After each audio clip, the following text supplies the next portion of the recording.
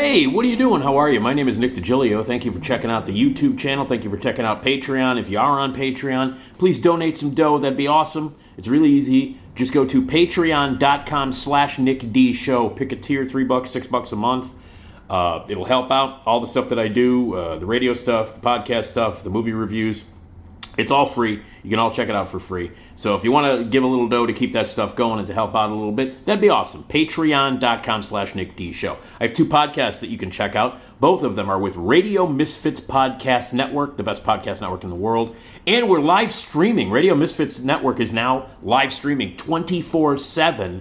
You can hear all the great podcasts and a lot of really cool music. There's a thing Radio Misfits is doing called Unheard Music, where unsigned bands are able to send in their music and they will play it on the streaming service 24/7. And in between some of the music, they drop in episodes of some of the great podcasts at Radio Misfits. And I have two podcasts on the Radio Misfits Podcast Network that you can subscribe to at every platform, your Apples, your Amazons, your Spotifys, everywhere. And you can check it out on the website at radiomisfits.com. But it's also streaming live twice, two of my podcasts, each podcast once a day. So if you go to radiomisfits.live, radiomisfits.live, that's the 24-hour streaming service, like a radio station, 24 hours, where you're going to hear some unheard music and some really cool podcasts that vary in all kinds of subjects and styles and all kinds of cool stuff. My two podcasts are the Nick D Podcast, which is a pop culture entertainment podcast where we talk about all kinds of entertainment, including theater and movies and books and wrestling and television, and my partner is Esmeralda Leon. We talk about life and tell funny stories, very similar to what I used to do on WGN. My second podcast is called That Show Hasn't Been Funny in Years, and it's all about Saturday Night Live, a deep dive into the history of SNL, where we have guests sometimes we don't. We talk about sketches, we talk about seasons, cast members, hosts, every single thing you can possibly dive into the world of Saturday Night Live. You can check it out. And if you're live streaming at radiomisfits.live, the Nick D Podcast airs daily at 3 p.m. Central Time. Every day, 3 p.m. Central Time, you can hear the Nick D Podcast. And every morning at 9 a.m., you can hear That Show Hasn't Been Funny, an SNL podcast. So the SNL Podcast, 9 a.m. daily, and the Nick D Podcast, 3 p.m. daily, all at radiomisfits.live, where it is a 24-hour streaming service, and you can subscribe to those podcasts too. And they're free, which is why you should donate some money to patreon.com. I have been a movie critic for 9 million years, and I have been attending the 10th annual Chicago Critics Film Festival, which I'm sure you've been following if you're following me on YouTube and Patreon, because for the past 3 days I have been giving a summation the day following, the time that I spent. I'll get the sentence out at some point. You know what? It's 5:56 a.m. I do my best work late at night or early in the morning. Apparently, that might not be true, considering I can't structure a fucking sentence right now. Anyway, I've been going to the Chicago Critics Film Festival, which is put together by my friends in the Chicago Film Critic Association, which is an association I've been with since the very, very, very beginning. I'm talking about there were 6 of us at one point. And all the guys now are much younger than me, and they've actually done much more with the association, and they've spent much more quality time creating things than I did when I was with the association. I'm still with the association now. I was off and on, but I'm back. And they created this thing called the Chicago Critics Film Festival, which is the only film festival in the world that is actually programmed by critics. And these critics are my friends, and they're awesome. And this festival is amazing. This is the 10th one. It's at the Music Box Theater on Southport in Chicago, the best theater in the country for new movies, revival movies, foreign movies, everything. They care about the movie-going experience, and they care about what they program. It's the best place in the world to see a movie and the best place in the world to host a film festival. So it started on May 5th. It goes through May 11th, 2023. So it's a week-long, 7 days/nights of movies and events and celebrities and guests and Q&As and all kinds of fun and reunions with people I haven't seen in a long time. And I go there. I've gone every night, and I wasn't supposed to go last night. It was day 4, and I wasn't supposed to go. But I don't know, it all worked out. Something happened, and it was in the cards, and I went. And the reason why I was so happy that I went was because it was a light night last night in terms of a lot of work that my friends had to do. Because there was only one program, one movie that was shown outside of a classic, and that was Colin Suter's second edition of the shorts. Every year, Colin Suter, who is a terrific writer, a brilliant guy, a film historian, a film critic, and a filmmaker himself. He's made features, he's made shorts, he's made documentaries. He's a terrific filmmaker and a great guy and really smart. He loves short films, and that's a passion of his. So every year at this festival, he watches like hundreds and hundreds of short films from around the world and then puts them together for 2 separate programs, 2 separate days during the festival where he showcases a bunch of short films for everybody to watch. And these are movies that you don't see anywhere else. They were movies that played at the film festival. Some of them you'll never see. And he does a great job curating them, putting together and putting these programs together. So the second Shorts Festival of the Shorts Program was yesterday at 5 o'clock. And that was followed by an anniversary screening of Philip Kaufman's 80s masterpiece, The Right Stuff, about the space program, in the 50s and into the 60s, with an all-star cast based on Tom Wolfe's bestseller. It's one of the best movies of the 80s and a film that demands to be seen on the big screen. And there were hundreds of people there last night who had never seen it. Eric Childress introduced it. It's one of his favorite movies of all time, and he chose the movie to be a part of the film festival. He asked people to raise their hand if they'd not seen the movie. And I was astonished at how many people in the music box had never seen The Right Stuff. They were younger people. And they were treated to the fucking right stuff. I mean, what can you say about this movie? All-star cast, beautifully put together, epic in scope, brilliant and big and bold, and they had a beautiful 35 millimeter print that was seemingly untouched. It was one of the best prints I've seen of a 40-year-old movie, maybe ever. So the print was great. It was in 35, and it was in the beautiful music box. Let me just say, it was magical. Because that movie's a fucking masterpiece. It's a masterpiece. We've all seen it. We all know about it. Well, not we've all seen it, because last night that was proven when Eric asked people if they've not seen it, and a lot of people went in.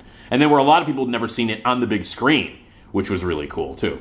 So overall, beautiful print, one of the best movies ever, one of the best movies of the 80s. Philip Kaufman, the director, by far his best movie, although Invasion of the Body Snatchers is pretty great, too. An incredible performances, everybody all around, and just big and beautiful and amazing, and Sam Shepard is fucking dreamy. Oh, and, it's great, and all the characters are so memorable, and it's about the space program and the guys who were, the first 7 astronauts, and it's a great movie, and it was great to see it, and I was so happy that it all worked out that I was able to go last night, because it's one of my favorite movies. So that was it. It was the Shorts Program and The Right Stuff. So it's an easy thing for me to review, because I've been reviewing, each day, and sometimes I'm seeing 5 movies, and they were new, so they demand, to be explained who they are, where you're going to see them. Well, it's The Right Stuff. So that's what we watched last night, and it was glorious. Eric Childress did a wonderful introduction about the first time he saw it when he was a kid. His mom had never seen it on the big screen, so she was there last night in the theater, and Eric got to introduce her, and it was her first time seeing it on the big screen. I talked to her afterwards, and it was just lovely, and it was great. And everybody there, it's just, people were laughing and having a great time, because there's a lot of funny shit in The Right Stuff, and it's beautifully acted, and everybody's in it. There's a whole bunch of people in it. And I want to get to one particular cast member. Since I'm not reviewing multiple movies on this video, I do want to talk about one aspect of The Right Stuff. And it's going to be a weird thing to focus on, but give me a couple of minutes. Now, before I get to the one performer in The Right Stuff that I really want to focus on, and again, magnificent screening, and if you missed it, you missed out on a lot. And this is why you need to go to the Chicago Critics Film Festival every year, and it continues. Tonight is Tuesday. We got 3 more nights. We got tonight, Wednesday, and Thursday, and the big closing night is Thursday with the closing night party and a great movie. I haven't seen it, but what I hear is a great, very funny movie called Theater Camp. That's the closing night thing. So if you can get your ass to the music box, you can still see 6, 7, 8 movies. There are still 8 more movies that you can see. So go to musicboxtheater.com, get your tickets. Come tonight on, what is tonight? Tuesday? Tonight on Tuesday? Actually, I think one of the movies is sold out. Past Lives I believe it might be sold out. If it's not, it's very, very close. So you can see some movies tonight, and then Wednesday you can see some movies, and then Thursday is closing night. So anyway, the Shorts Program, the second edition of the Shorts Program. I saw the one on on Saturday. I don't even know what the fuck day. Anyway, excuse me for being an idiot. But anyway, Saturday, Colin did they showed the first of the shorts that Colin picked, and they were great. They were all great, and in different ways. So the second one, I was talking to Colin about it. He likes to get a little weird on the second one, because the first one is a Saturday afternoon. So you're there at like 11:30 in the morning or noon-ish. And so he didn't want to do anything really overtly crazy. Or as he said, fucked up. He didn't want to pick some fucked up stuff. So the second night, the Tuesday or the Monday night, I am fucked up, man. I am totally fucked up. I have no idea what time it is. I don't know what day it is. I don't know if is this Nam? Am I in Nam now? Is this what's happening? Anyway, so Monday is reserved for kind of the weirder shit. And yeah, so he had 6 shorts on this program, and they were Troy, which I'll get to in a minute, Sprout, which was animated, A Shore Away, which was from Canada and it was in French, Call Me Mommy, which was a doc about an Irish sex worker and her family, In the Big Yard, In the Teeny Weeny Pocket, I don't even know I'll get to that in a second, and then Set Lam. Again, Colin does an amazing job picking these shorts. Here's the thing. Let me just say, I want to say this right now. If anybody is watching this who runs a film appreciation society, who is with the Film Center or with any Chicago film office, with a movie theater, with any place that shows retro movies, someone needs to hire Colin Suter to have a year-round shorts program. This needs to fucking happen. Now, I know Colin's got a full-time job. He's been a teacher for many years, and, he's busy. He's not a loser like me, who I've got nothing going except for my podcast and seeing movies. He doesn't have that luxury. He doesn't have the luxury of, like doing that. And it's not luxurious, trust me. But he's a full-time teacher, and that's like a passion of his. It's his first passion, clearly. He's very dedicated to that, and it means a lot to him. But the fucking guy knows his movies, and he knows his short films, and he knows how to curate, choose, and put together a program. And if you are with the Film Center or Music Box, if you guys want to do a monthly show, shorts program, fucking get him to do it, because he's magnificent at it. He knows how to pick great shorts. Every single movie that he chose, every short was good, every one of them. And there were 14 total. All 14 of them were terrific. So he chose 14 films. He chose them and put them together in an order that was fantastic, where they were thematically linked, where he put them together like an album. When you put them, remember when you listen to these things called albums, and you'd put them on track number 1 or cut number 1 or song number 1 and listen all the way through, and it took you on a journey. Like each album had that's kind of what he does. He puts these shorts together to take you on a journey. Some are funny, some are weird, some are documentaries, some are, and you go on this journey, and he knows how to pace it. It's great. He's fucking great. So Music Box, Film Center, Doc Films, Northeastern, whatever. If you need somebody to program your shorts department, he's the fucking guy, and that's all I'm saying. And Colin's like, probably right now, if he's watching this, he's like, shut up, Nick, I'm a teacher, fuck off. But no, this is a talent that only really gets to be on display that Colin has once a year at this film festival. And it needs to be, for me, it needs to be a year-round thing. So fuck off, hire him. Anyway, Colin's going to punch me in the mouth when he sees this. Anyway, so the shorts that he showed, Troy was the first one, lead off. And it's one of the funniest things I've ever seen in my life. I'm just saying that right now. How long was the running time? 16 minutes. 16 of the funniest minutes I've spent in a movie theater all year was Troy. It was about these people that live in a big apartment building, and anybody who's ever had loud neighbors or weird neighbors, or just neighbors in general, where you share a laundry room, where you share an elevator, or you see each other in the hallway, and you're trying to figure out what's the story about this neighbor. Well, Troy is all about that. And it just so happens that this couple lives next door to this guy who calls himself Troy, who's a sex worker. And they have very, very loud, 24 hours a day, screaming, orgasmic, unbelievable sex. Screaming, ejaculating, everything you can possibly imagine. So they come obsessed with this guy, who at first is just this annoying, loud neighbor who likes to fuck a lot and loudly. And then it becomes them being obsessed with this neighbor. It is one of the funniest things. There are 2 surprise cameos in it that are magnificent. One in particular that left me on the floor laughing. All I'm saying is Troy. It was it led off the program yesterday, and I literally was laughing the entire 16 minutes. One of the funniest things I've ever seen. So it was great. And and then Sprout was a beautiful, weird little animated movie about a scientist who is stuck in, he won't leave his house, and he creates this little sprout that becomes alive and visits him and lives with him, and it goes on to much more, and it was beautiful. And then A Shore Away, which was might have been my second favorite one, is about homelessness in Quebec, and it's about the relationship between someone who volunteers or has to volunteer at a shelter and a young woman who has been homeless basically her whole life, and it was terrific. And then the next one was Call Me Mommy, which was a fascinating documentary about a woman who was a victim of abuse, who is now a sex worker in Ireland and also a mother of kids. And it's about that. It was fascinating and really cutting edge and very, very beautifully stylized, really terrific. And then there was In the Big Yard, in the Teeny Weeny Pocket. This was from Japan. One of the craziest fucking things I've ever seen in my life. I don't even know what the hell was going on. There was a lot of screaming and lots of colors and lots of flashes, and it was nuts, and it was magnetic and hypnotic. And I was just looking at this because I don't know. I think Colin does the in the program. By the way, this is the program for the festival.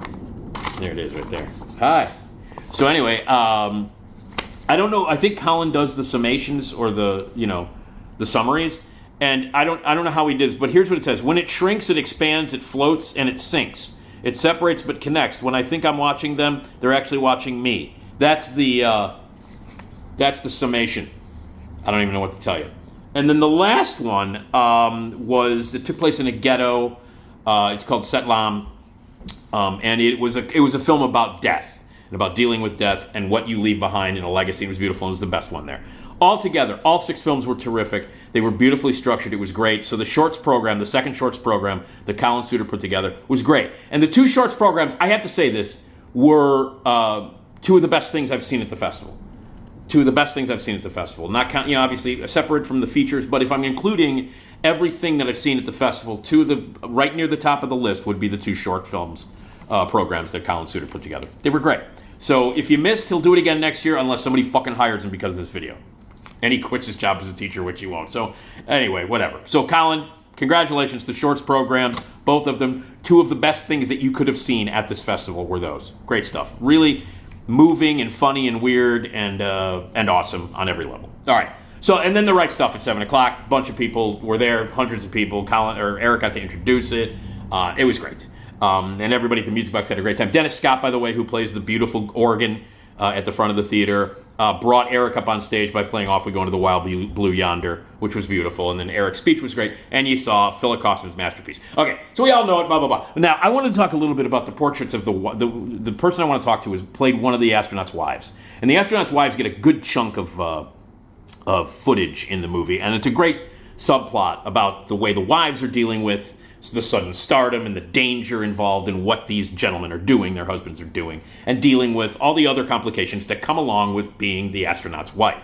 Especially at a time when nobody knew what a fucking astronaut was. Nobody knew exactly what the space program was. Are they pilots? What are they doing? So the women who play the wives of these people have a great storyline in it, and they're fleshed out beautifully, and they're played by some really, really great actresses. But I want to focus on one actress in particular. So, just a quick summation. Night 4 of the Chicago Critics Film Festival was fantastic. The shorts were great, and of course The Right Stuff in 35mm was magnificent. So that's it. Now let me talk about motherfucking Pamela Reed. That's why we're all here. I don't know if you know this or not. We've all gathered here today to talk about Pamela Reed. Pamela Reed is one of my favorite actresses and one of my hugest crushes as a late teen, 20-something into adulthood. I fell in love with her really, really early on. In fact, I fell in love with her the first movie I ever saw her in. And she was in The Long Riders, which is Walter Hill's magnificent Western. And she plays the she's a gunslinger. She is a gambler, and she is kind of a prostitute. Belle Starr is her name. She plays an actual person who lived in the Wild West. And when I saw Pamela Reed in this movie, I kind of was like, ooh.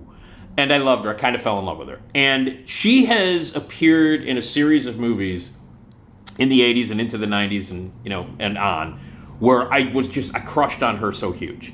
She plays Gordo, Dennis Quaid, Gordo Cooper's wife, in the movie, in The Right Stuff. And I was just reminded again how magnificent she is, especially on the big screen, and how much I love her. She actually reminds me of a girl that I dated for a while. Anyway, and every time I see her, I think of this girl that I dated for a while and was really in love with. Anyway, and when I actually dated this girl, I was like, hey, you remind me of this actress I had a crush on called Pamela Reed, and this girl was real fucking thrilled with that.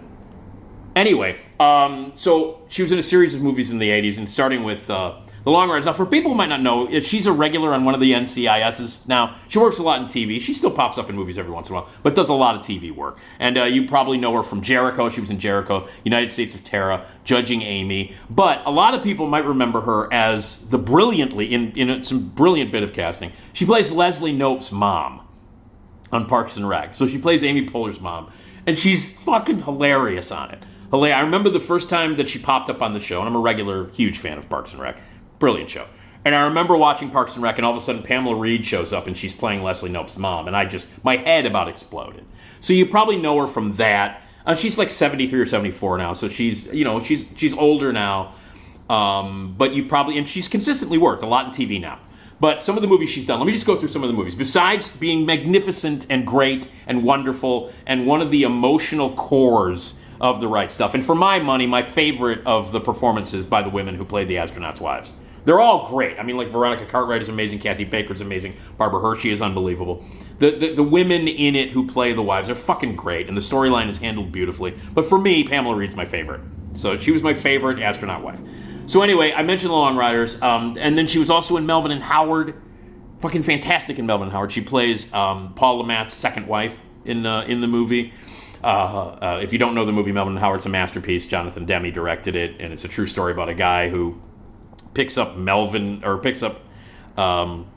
Howard Hughes in the middle of the desert, played by Jason Robards. Paul Le Mat plays Melvin, and he's left millions of dollars in the will, and some people thought it was a scam and it wasn't real. And it's a beautiful movie. It's one of the best Jonathan Demme movies of all time. And Pamela Reed plays the second wife of this guy who is inheriting money from Howard Hughes.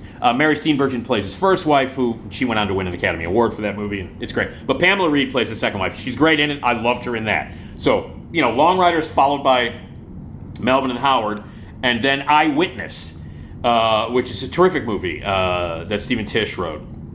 And it stars William Hurt and Sigourney Weaver and James Woods, and she plays James Woods' sister, who is also having an affair with William Hurt. And this was when I was like, oh, sexy time, Pamela Reed, It's now sexy time for Pamela Reed. And not only is she a terrific actress, I loved her, and this was like, after Eyewitness, I was like, oh, I remembered her name, and I was like, okay, I'm in love with her. And then she did Young Doctors in Love. And Young Doctors in Love, I think, is a very funny movie. It's actually one of the only Gary Marshall movies that I really like, because I'm not a big fan of Gary Marshall's movie work at all. But it's with Michael McKean and Sean Young, and Harry Dean Stanton is in it, inexplicably. And it's a kind of an Airplane-esque comedy, because it came out in 1982, and, the Airplane and all those movies were coming out. That was a thing at that time. And so Young Doctors in Love came out. It was a parody of soap operas. A lot of television soap opera actual actors and actresses show up in the movie. And it's a very funny movie. I actually think the movie is very, very... Saul Rubinek is in it. And it's got a great cast. And I know I'm not remembering people, but... Oh, Taylor Negron. Motherfucking Taylor Negron is in it, too. Reaganomics. Anyway, so Pamela Reed plays, like, the heart... she's got... her hair is uptight. She's wearing glasses. And she plays the very stern nurse, who Taylor Negron... kind of schmoozes and romances so that he can get some, prescription drugs. Reaganomics. Anyway, the late, great Taylor Negron. So anyway, and then she, lets her hair down, takes her glasses off. You know the whole thing. Like, she's an uptight, tight-ass nurse. And then suddenly, of course, she puts her hair down and everything. She's Pamela Reed. She's sexy-ass Pamela Reed. And she's hilarious. So, Young Doctors in Love. You should check her out in that. And that led to The Right Stuff, okay? And then after The Right Stuff, I want to skip one movie. She did Tanner 88, which was the HBO miniseries directed by Robert Altman, political series, where she played the campaign manager of Tanner, played by Michael Murphy, and it was directed by Robert Altman. Great stuff. She would also appear in Bob Roberts later, very similar kind of style. And she could do comedy, she could do drama, and she's adorable. She was in Cadillac Man, which is a terrible movie, but she's really good in it. She was in Kindergarten Cop and Junior, the two, Ivan Reitman comedies with Arnold Schwarzenegger. And she's terrific in both of those. So she could do comedy, she could do drama. She did a ton of stage. I've never got to see her on stage. Classically trained, a terrific actress who was great. But I want to mention one movie in particular where I was so crushing on her, like deeply. I was in love with her. I thought she was like funny as hell, adorable, and, you know, like really great and emotionally grounded and fucking hot. Just hot. The Best of Times. Okay, this is the movie with Robin Williams and Kurt Russell where this horrible thing happens during a big, big high school basketball game, which has impacted the lives of both of these guys. They thought they were going to go on to be football superstars. They were very, very popular in high school. And this one thing that happened during this high school football game kind of led them down the path of whatever kind of unexciting, unmemorable lives that they have. And Kurt Russell is married in the movie, married to Pamela Reed. Pamela Reed plays his wife. And the plot is, Ron Shelton wrote it, and Roger Spottiswoode directed it. And it's about these guys who are going to replay that game. So they're going to try to recapture their great moment of their youth and replay this game and correct the error and the mistake that Robin Williams made that has affected the entire town and everybody in it. It's the one thing that everybody remembers about this guy, about Robin Williams, that he fucking dropped the ball and fucked up this football game. This classic, huge, huge high school football game. So it's about them recreating it and playing the game again. Okay, not the most original thing in the world. It's not a great movie. It's good. It's solid. And you know, Kurt Russell's great, and it's one of the few movies where I don't want to punch the screen when Robin Williams shows up. I kind of like him in it. But Pamela Reed in this movie is not only really, really funny, which she proved to be in all of these other movies like Young Doctors in Love, and she's very funny in Melvin Howard, has comedic moments in all her stuff. But she is so goddamn sexy in the Best of Times. And this is weird because it's not an overtly sexual role at all. Like, she's a working class, like, small town, like, housewife in it. But man, I remember when I saw that movie, came out in 1986. I remember when I saw that movie, and I always loved her, always found her cute and sexy, and I always liked her, and incredibly talented, and could do drama and emotion and comedy. But man, after Best of Times, I was like, man, she's the sexiest woman on the planet. And there are some, you know, there's a scene where they are separated, where the couples are separated because of this idiocy that the guys are doing. And there's a scene where there's like the sexual chemistry between Kurt Russell, and they want to like tear each other's clothes off at one point. And I remember going, man, Pamela Reed, ooh. So anyway, so The Best of Times was when it was cemented to me that she was not only great and awesome, and I had a crush on her, but my God, everything about her is awesome.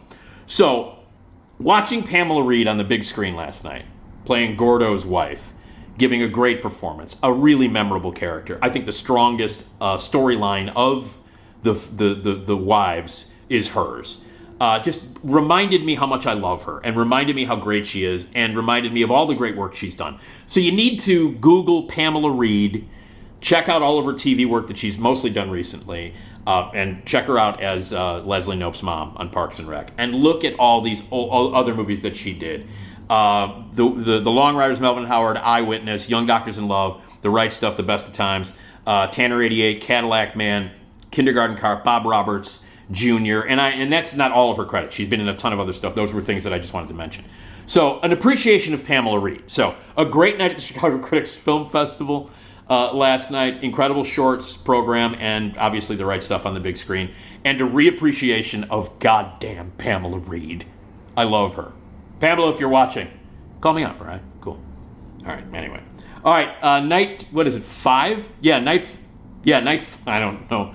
Man, I am fucking crazy. So night 5 is coming up of the Chicago Critics Film Festival tonight. I wasn't even supposed to go last night. And look at this, I talked for a long-ass time about something I wasn't even supposed to do. I am a jackass. All right, anyway. Hey, so thanks. Check it out, musicboxtheater.com. There's still 3 nights left, and I'll tell you all about tonight, tomorrow.